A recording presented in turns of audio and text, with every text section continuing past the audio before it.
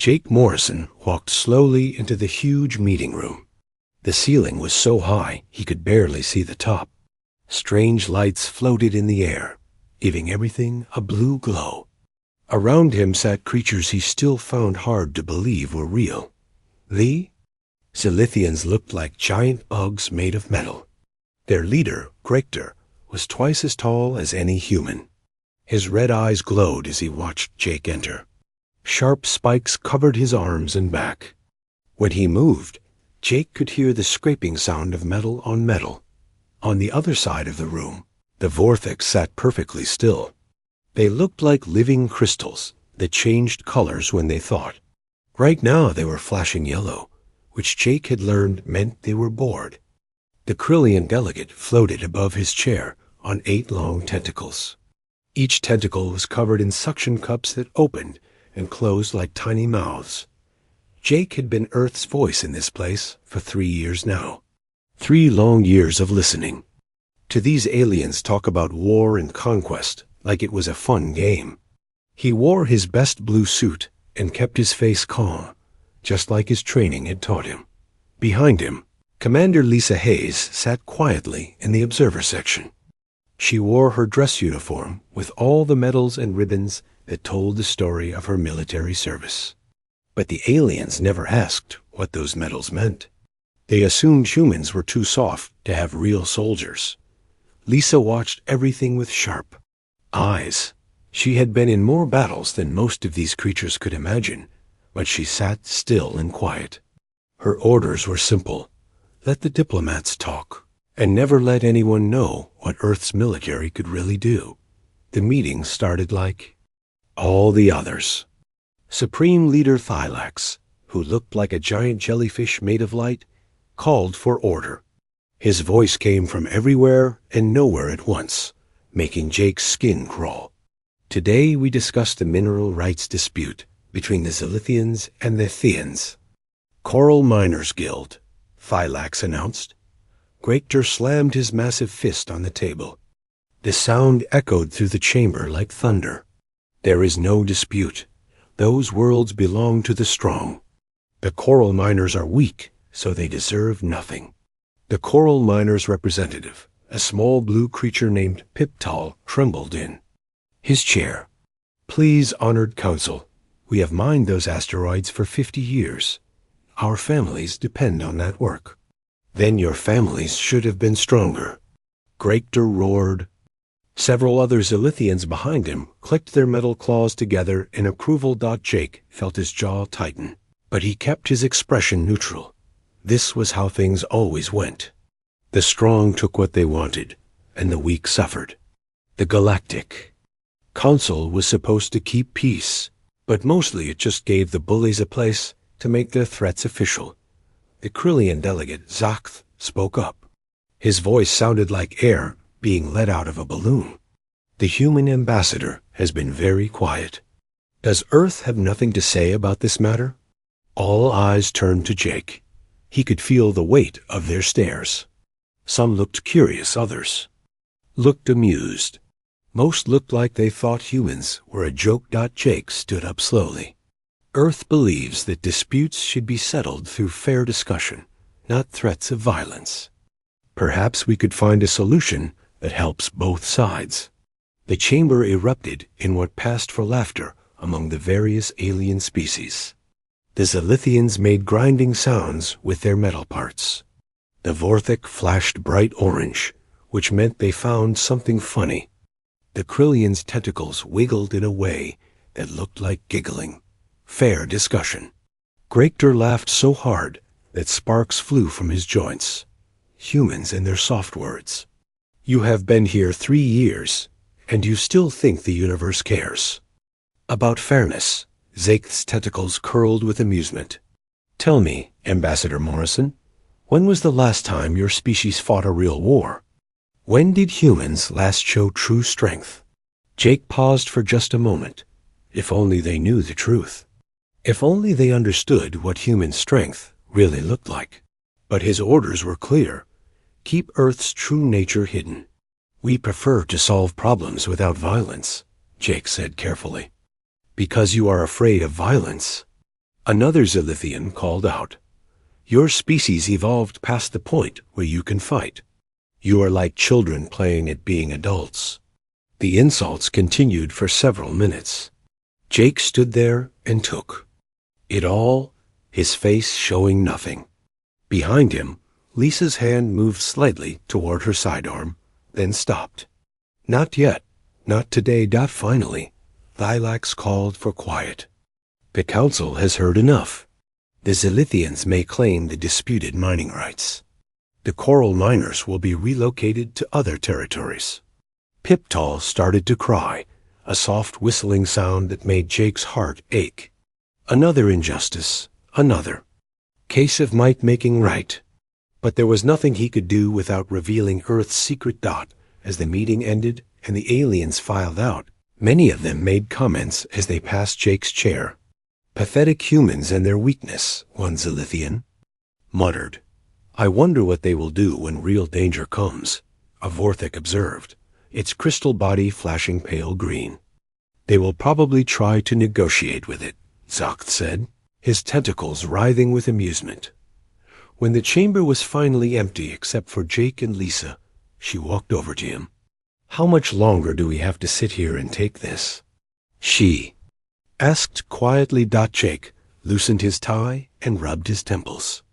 "As long as it takes." Admiral Carter's orders were clear. "We maintain the peaceful facade until Earth is ready." "And when will that be?" Jake looked at the empty alien chairs and thought about all the insults, all the dismissals, all the assumptions about human weakness. Somewhere in the darkness of space, Earth's real fleet was growing stronger every day. Hidden shipyards built. Vessels that would make these aliens reconsider everything they thought they knew about humanity. Soon, Jake said, very soon. What none of the aliens knew was that Earth had been preparing for this moment since first contact. While they saw humans as weak traders and diplomats, humanity was quietly becoming something far more dangerous. They were becoming what they had always been throughout their violent history. The apex predator of their world. The difference was that now they had learned to hide their teeth until it was time to use them. As Jake and Lisa left the empty chamber, neither of them noticed the small monitoring device that had recorded every word of their conversation.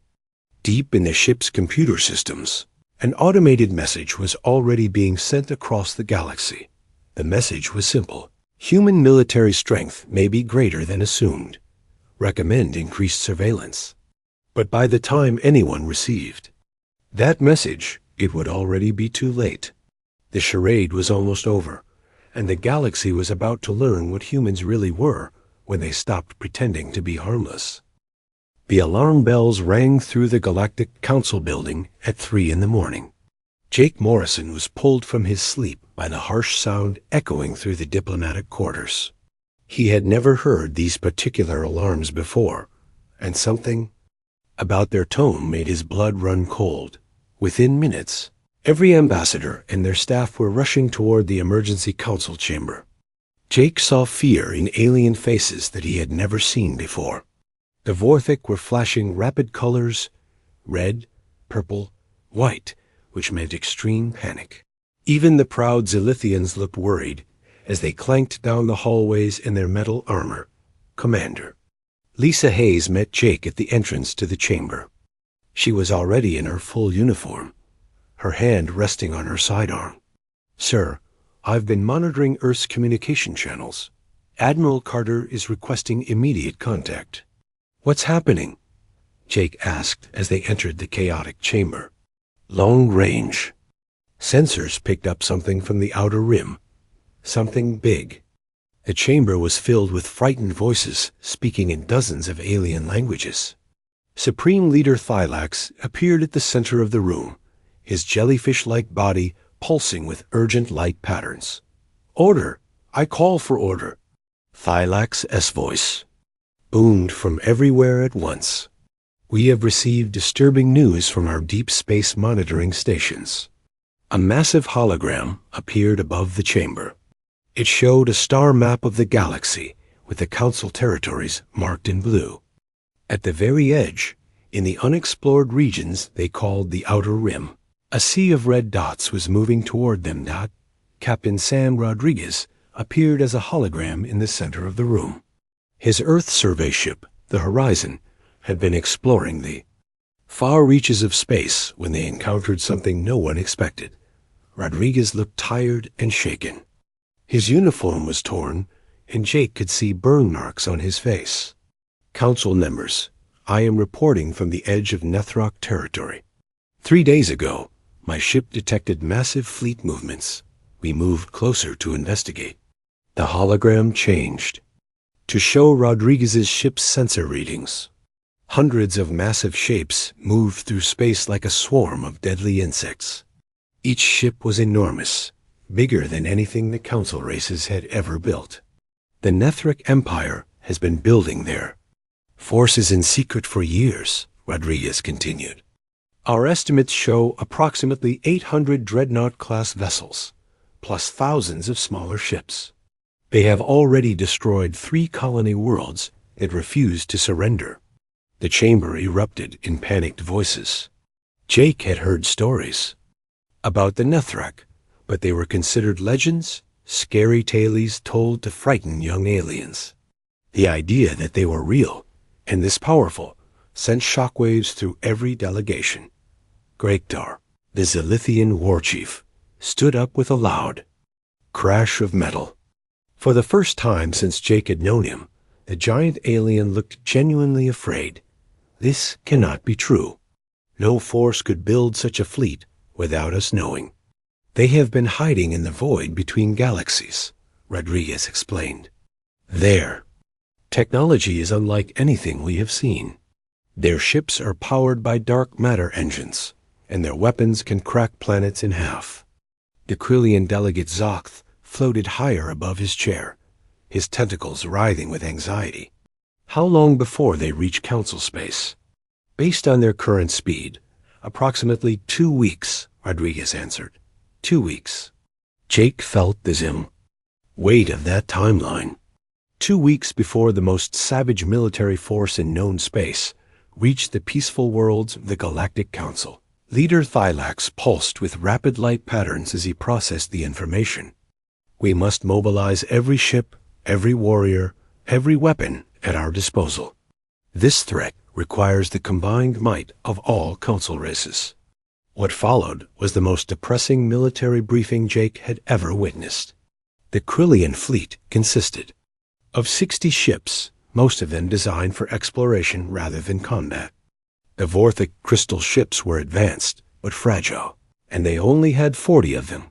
The Zilithians, despite all their warrior pride and metal armor, could only field 120 warships. Their weapons were powerful, but their ships were slow and clumsy compared to what Rodriguez had described. Other smaller races contributed even less. The Coral miners had a few cargo ships with mining lasers. The atmospheric processors had exactly 3 vessels that could fight. When all the numbers were added up, the entire Galactic Council could barely put together 300 combat-ready ships against 800 Nethrok dreadnoughts. Jake did the math in his head and felt sick. It would be a massacre. These aliens, who had spent years mocking human weakness, were about to face extinction. Earth pledges its full support in this crisis, Jake announced, standing up from his chair. The chamber fell silent for a moment, then several aliens began to laugh. It was not the cruel laughter from their previous meetings, but the desperate laughter of beings who had run out of hope. And what exactly can your 12 exploration vessels contribute to this battle? Gregtar asked. His voice still carried its usual contempt, but Jake could hear the desperation underneath. Jake paused. His orders had been clear for 3 years. Maintain the peaceful facade, never reveal Earth's true military capability. But as he looked around the chamber at all these frightened faces, he wondered if those orders still applied. We will do whatever we can to help, Jake said carefully. Zaketh's tentacles curled with bitter amusement. 12 human ships against 800 Nethrok dreadnoughts. Perhaps you can negotiate with them Ambassador Morrison. Ask them politely to go away. More laughter echoed through the chamber, but it had a hollow sound. These aliens were laughing. To keep from crying as the meeting continued, Jake stepped into a private communication booth and activated his secure channel to Earth. Admiral. Carter's face appeared on the screen immediately. Admiral, you've been monitoring our situation? Carter nodded grimly. He was a tough-looking man in his 60s, with gray hair and scars that told the story of a lifetime in military service. We've had our long-range sensors tracking the Nethruk fleet for weeks. The Council races don't stand a chance. Sir, they're expecting humanity to contribute our 12 exploration ships to the defense. Carter's expression didn't change. And what did you tell them? That we would do what we can. For the first time in their conversation, Carter smiled. It was not a pleasant smile. Well, that's technically true. We will do what we can. The question is, are you ready for the galaxy to see what humans can really do when we stop being polite? Jake thought about 3 years of insults, 3 years of being dismissed as weak and pathetic. He thought about the terrified aliens in the chamber behind him, facing extinction because they had spent too much time fighting each other instead of preparing for real threats. Yes, sir. I think it's time. Good. Operation Revelation is authorized. The real human fleet will be at your location in 72 hours. How many ships, Admiral? Carter's smile grew wider. Enough. The communication ended, and Jake returned to the chamber. The aliens were still arguing about deployment strategies and evacuation plans. None of them had any real hope of victory. Jake took his seat and waited. In 3 days, these aliens would discover that the species they had mocked as weak traders and diplomats had been quietly preparing for this exact moment. The Nethruk Empire was about to learn why humans had conquered their own world through 10,000 years of warfare. And the Galactic Council was about to understand that sometimes the most dangerous predator is the one that doesn't need to show its teeth. Until now.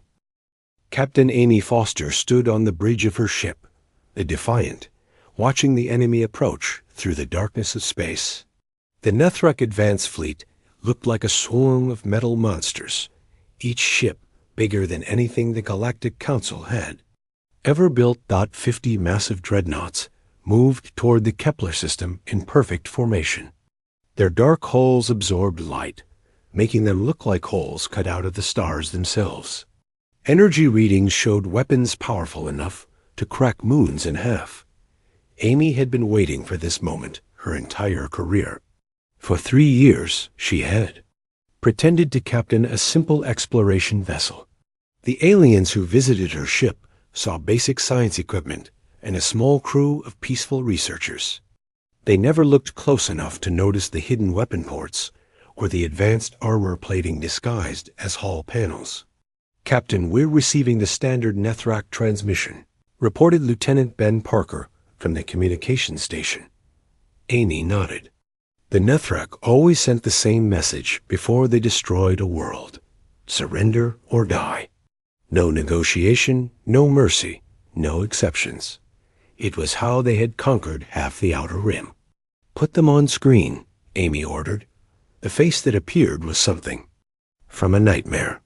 The Nethruk commander looked like a skull made of black metal, with glowing red eyes and teeth like broken glass. When he spoke, his voice sounded like grinding machinery. Weak beings of the inner systems, I am War Leader Krexnail of the Nethruk Empire. You will surrender your worlds and serve us, or you will be destroyed. You have one of your minutes to decide. Amy stepped forward, her hands clasped behind her back. She wore the standard blue uniform of Earth's Exploration Service, looking calm and professional. This is Captain Amy Foster of the Earth vessel Defiant. You are in violation of Galactic Council space. Withdraw immediately or face the consequences. The Nethruk commander stared at her for a moment, then began to laugh. It was a horrible sound, like metal being torn apart. A human, the weakest species in the galaxy, thinks it can threaten the Nethrok Empire. Your pathetic ship will make good. Target practice. The transmission ended, and Amy turned to her crew. 40 men and women sat at their stations, each one a veteran of Earth's secret military training programs. They had been preparing for this day since the moment humanity first encountered hostile aliens. All stations, report readiness, Amy commanded. Weapon systems online and ready, called out Weapons Officer Dan Cooper. His station looked like simple scientific equipment, but hidden beneath the panels were controls for humanity's most advanced combat systems. Defense grid is active, reported Chief Engineer Kate Wilson. All armor plates are deployed, and our shielding is at maximum power. Navigation ready, Captain, said Pilot Roy Adams. All ships are in position and awaiting your orders. Amy looked at the tactical display showing the approaching Nethrok fleet. Intelligence reports said these aliens had never lost a battle. They had destroyed civilizations that had lasted for thousands of years. They considered themselves the ultimate warriors of the galaxy. They had never fought humans before. Open a channel to all Earth vessels. Amy ordered. The channel crackled to life, connecting her to 19 other human ships. To the Nethrok. It looked like a small group of exploration vessels. In reality, it was the most advanced military force ever assembled by humanity. All ships. This is Captain Foster. Today, we show the galaxy what happens when you threaten human space. Remember your training, follow your orders, and let's send these monsters back to the darkness they came from. The Nethrok fleet opened fire. First, 50 massive dreadnoughts unleashed their full weapon power at the tiny human ships. Plasma cannons that could melt asteroids, particle beams that could slice through space stations, and fusion missiles that burned like miniature suns. Alien weapons hit the human ships with enough force to destroy entire fleets. The energy readings were off the charts. Any normal vessel would have been vaporized instantly. But the human ships didn't die. Advanced shielding technology, developed in secret over 3 years, absorbed the devastating attack. The energy was channeled into the ship's power systems, actually making them stronger. What should have been humanity's destruction became their advantage.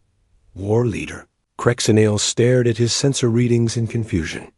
Impossible. Nothing could survive that attack. Then the humans fired back. Where the Nethrok expected primitive weapons, they encountered technology beyond their understanding.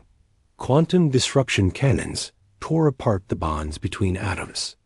Rail. Guns fired tungsten rods at speeds close to light itself. Plasma weapons burned hotter than the center of stars. The first Nethrok dreadnought died in seconds. Its massive hull, designed to withstand anything the galaxy could throw at it, was cut apart like paper. Explosions rippled along its length, as the human weapons found every weak point with surgical precision. All ships target their engine clusters, Amy commanded. Let's see how tough they are when they can't move. The human ships moved like deadly dancers through space. Where the Nethrok dreadnoughts were slow and clumsy, the Earth vessels were fast and precise. Advanced engines pushed them to accelerations. That should have killed their crews, but human technology had solved that problem years ago. Lieutenant Parker monitored the enemy communications. Captain, they're trying to call for reinforcements. Should I jam their signals? No, Amy replied, with a cold smile. Let them call for help. I want the main fleet to know what's coming for them. The battle lasted 30 minutes. 50 Nethrok dreadnoughts, each one capable of destroying planets, were systematically torn apart by 20 human ships. The aliens' superior numbers meant nothing against humanity's superior technology and tactics. As the last enemy vessel exploded in a ball of fire, Amy opened a channel to the Galactic Council. She knew they were watching, monitoring the battle from their safe distance. This is Captain Foster to Galactic Council Command. The Kepler system is secure. 50 Nethrak dreadnoughts have been destroyed. Earth forces report 0 casualties. Silence on the other end of the communication lasted for almost a minute.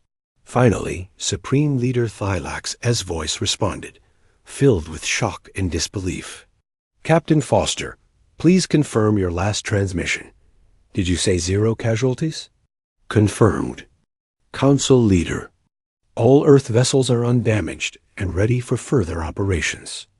Another long silence. Amy could imagine the chaos in the council chambers as the aliens tried to understand what they had just witnessed. Captain, how is this possible? Our sensors showed that your ships were hit by enough firepower to destroy entire fleets. Amy looked around her bridge at her crew. Each one of them represented the best of humanity's military tradition. They were descendants of warriors who had conquered their own world through 10,000 years of constant warfare. Council Leader, you made a fundamental mistake about humanity. You assumed that because we chose peace, we were incapable of war. You forgot to ask what we were capable of when peace was no longer an option. The tactical display showed the wreckage of the Nethrak. Advance fleets scattered across space. 50 ships that had terrorized the galaxy were now nothing but debris and expanding clouds of gas dot. But Amy knew this was just the beginning. The main Nethrak fleet was still coming, and they would be angry. When they arrived, they would find out what humanity had really been doing during those 3 years of diplomatic meetings and trade negotiations.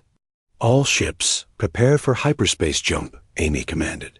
We have a rendezvous with Admiral Carter's fleet. It's time to show the galaxy what the human race looks like when we stop pretending to be harmless. As the human ships disappeared into hyperspace, they left behind a message that would echo across the galaxy.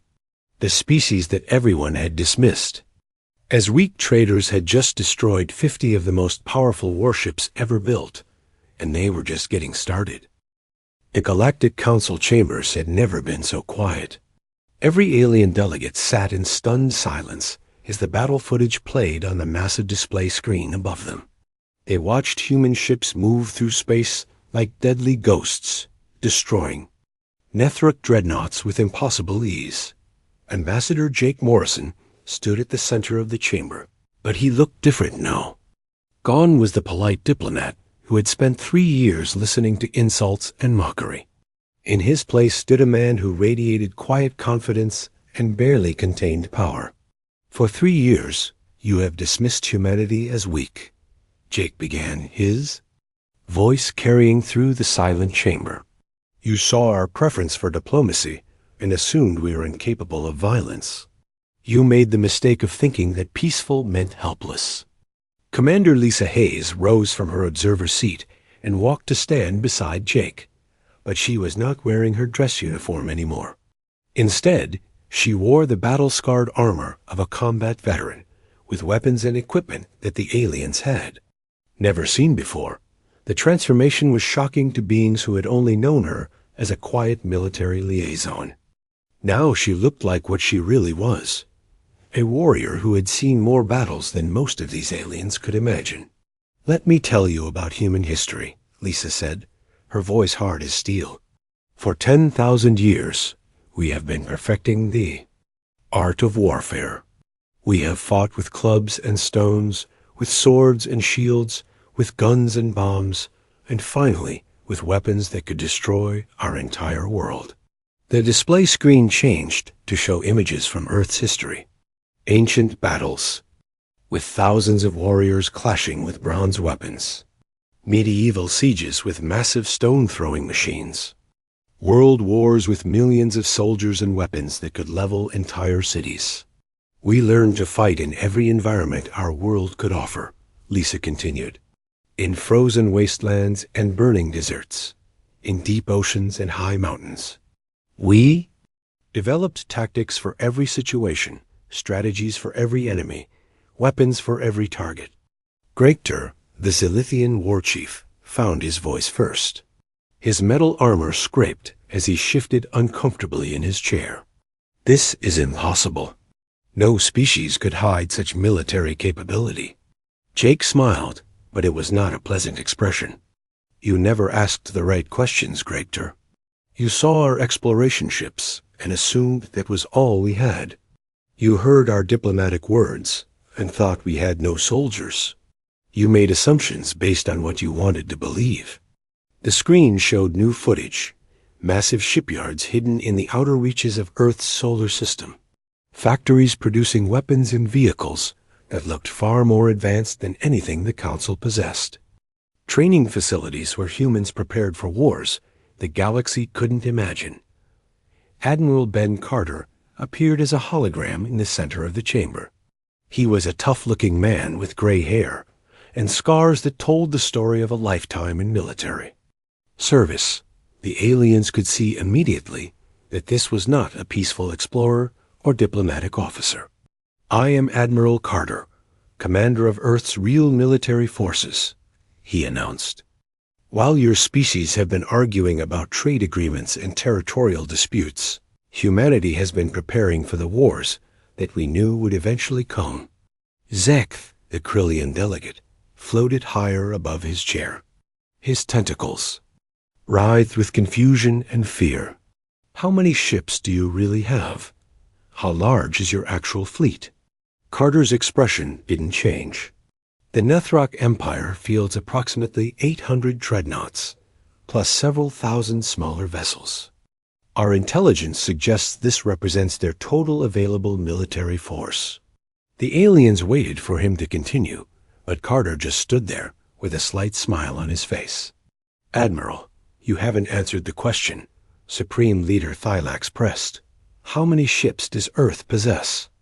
More than enough, Carter replied. The screen changed again, showing a star map of human space.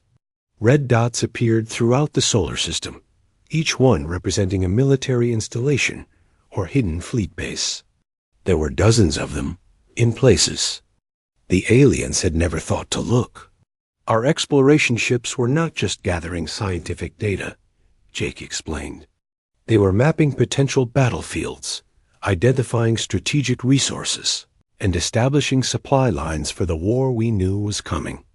Lisa stepped forward, her armor gleaming under the chamber's lights. You want to know about human military strength? Let me give you some numbers. We have been tracking every ship movement, every weapon test, every military exercise conducted by every species in Council space for 3 years. She activated a control on her wrist, and the display filled with detailed intelligence reports about every alien military force. Ship counts, weapon specifications, tactical doctrines, supply lines, manufacturing capabilities. We know exactly how strong each of your fleets really is, Lisa continued. We know your weaknesses, your blind spots, your standard operating procedures. We have been preparing for every possible conflict scenario. The aliens began to realize the true scope of what humanity had been doing. While they thought humans were weak observers learning about galactic civilization, the humans had been conducting the most comprehensive intelligence operation in galactic history. Gregtor's red. Eyes blazed with anger and fear. You have been spying on us, gathering information about our defenses. We have been preparing to defend ourselves, Jake corrected. 3 years ago, humanity entered a galaxy where strength was the only currency that mattered. We decided to acquire as much of that currency as possible. Admiral Carter stepped forward in his hologram. The Nethrok Advance Fleet consisted of 50 dreadnoughts. Captain Foster's task force destroyed all 50 ships without losing a single vessel. This was not luck, and it was not advanced technology alone. The screen showed tactical analysis of the recent battle. Human ships moving with precision that spoke of years of training. Weapons firing with accuracy that suggested perfect knowledge of enemy weaknesses. Formations that demonstrated centuries of military evolution. This was the result of human military doctrine applied to space warfare, Carter explained. We took everything we learned from 10,000 years of fighting on our own world and adapted it for combat among the stars. The chamber was filled with frightened whispers as the aliens began to understand what they were facing. The species they had mocked as peaceful traders were actually the most dangerous military force in known space. How is this possible? Whispered Piptaw, the small blue representative of the Coral Miners Guild. How could you hide such power? Lisa's expression softened slightly as she looked at the small alien. Unlike the aggressive warrior races, the coral miners had never insulted humanity or threatened weaker species. Because we learned that the most effective weapon is the one your enemy doesn't know you have, she answered. While you were all busy showing off your strength and making threats, we were quietly becoming stronger than all of you combined. Jake looked around the chamber at the assembled delegates. Fear, confusion, and anger showed on every alien face. They were struggling to accept that everything they thought they knew about humanity was wrong. The age of humanity hiding our true nature is over, Jake announced. You wanted to measure species by their capacity for violence. Very well. We are not peaceful because we are weak. We are peaceful because we know exactly what we are capable of when we choose not to be. The hologram of Admiral Carter began to fade. The main Nethrek fleet will arrive in 12 days. When they do, they will discover what happens when you threaten a species that has spent its entire history learning how to destroy its enemies. As the chamber fell silent again, Jake made one final statement that would echo through Galactic. History. We came to the stars hoping to find friends. Instead, we found species that respected only strength. Today, we show you what human strength actually looks like. The main Nethrok invasion fleet arrived at the edge of council space like a plague of death and metal. 800 massive dreadnoughts moved in perfect formation, accompanied by thousands of smaller vessels. Each ship was a mobile fortress, capable of destroying entire worlds. Admiral Ben Carter stood on the bridge of his flagship, the Retribution, watching the enemy approach through the darkness of space. Behind him stretched the real human fleet, over 2,000 vessels, arranged in formations that spoke of tactical genius evolved through millennia of warfare. The aliens monitoring from their safe positions in council space could barely believe what their sensors were showing them. Ship after ship appeared from hyperspace, each one sleek and deadly. The human fleet was not just larger than anyone had imagined. It was larger than all the council fleets combined. Admiral, we're receiving transmissions from the Nethrek fleet, reported Communications Officer Sarah Walsh. They're demanding our immediate surrender. Carter nodded grimly. The Nethrek had probably expected to find the same small group of council ships they had been crushing for years. Instead, they found something they had never encountered before, an enemy that was actually stronger than they were. Put their commander on screen, Carter ordered. The face that appeared was even more terrifying than the advance fleet commander. War Master Grimthick was ancient even by Nethrok standards, his metal skull decorated with the symbols of 1,000 conquered worlds. His red eyes glowed with the fires of countless destroyed civilizations. So, the humans think they can oppose the Nethrek Empire. Grimthak's voice sounded like grinding metal. You destroyed our advance scouts, but that was only 50 ships. Now you face our full might. Surrender now, and we will kill you quickly. Carter stepped forward, his expression calm and professional. He wore the simple blue uniform of Earth's military, with ribbons and medals that told the story of a lifetime spent preparing for this moment. I am Admiral Carter of the Earth Defense Fleet. You have invaded Council space and threatened innocent worlds. This is your one chance to withdraw. Leave now or face the consequences. Grimthick laughed, a horrible sound that echoed across the communication channel. Consequences? You face 800 dreadnoughts, human. Your pathetic fleet will be crushed like insects. We'll see Carter replied simply, then cut the transmission. Throughout human space, similar scenes were playing out. Colonel Ryan Blake stood on the command deck of New Terra Colony's orbital defense platform, watching Nethrek scout ships approach his world. The aliens had come expecting to find a helpless civilian population ready for slaughter. Instead, they found defense platforms that made their dreadnoughts look like toys. Incoming transmission from the Nethrek scouts, reported Lieutenant Maria Santos. Blake nodded. Let them talk. The Nethrek squadron leader appeared on screen, his skull face twisted with cruel anticipation. Surrender your world, humans. We will make your death swift if you do not resist. Blake looked out at his homeworld, where millions of families lived and worked in peace. Children played in parks, while their parents went about their daily lives, trusting that the military would protect them from the darkness of space. You want to see how humans fight when our families are threatened? Blake asked quietly. Watch closely. The defense platforms opened fire with weapons that surpassed anything in galactic civilization. Particle beams that